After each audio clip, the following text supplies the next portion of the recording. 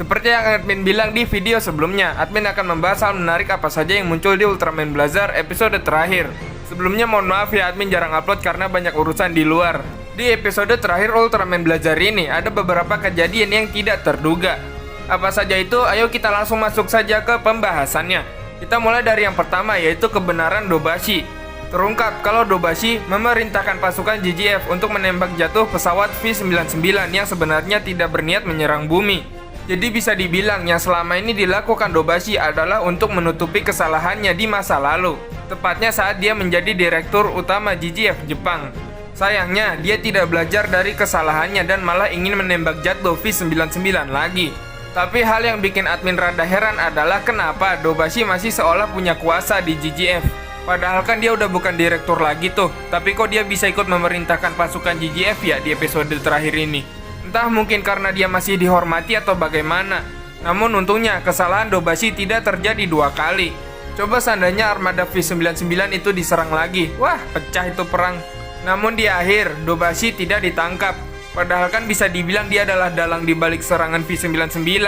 Tapi kita coba lihat deh di kasus V-99 yang pernah dibuka Emi. Tertulis kalau pesawat V-99 itu mengeluarkan suara yang membuat manusia tidak nyaman. Jadi Dobashi juga punya alasan kuat untuk menyerang pesawat itu. Yang kedua, Haruno Retsu.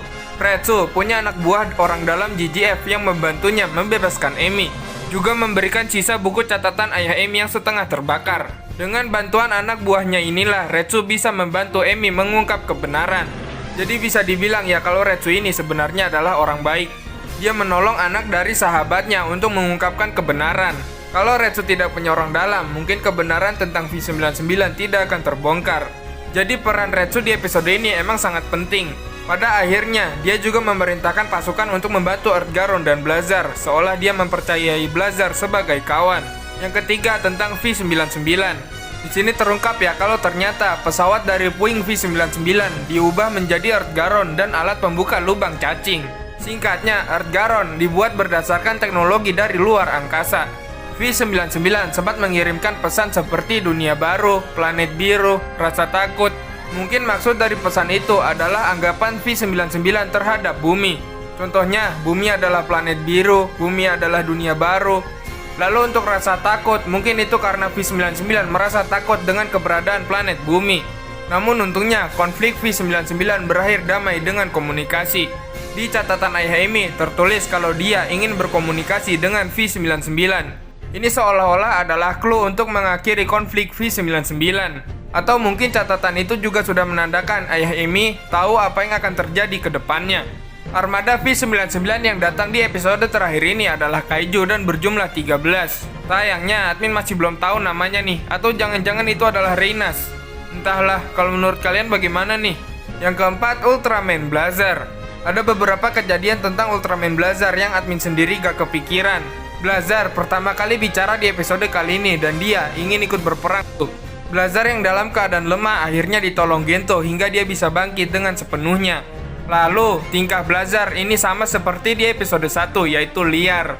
Mulai dari ekor Valaron dipotong, matanya ditusuk sampai bolong, matanya yang bolong dipegang lagi.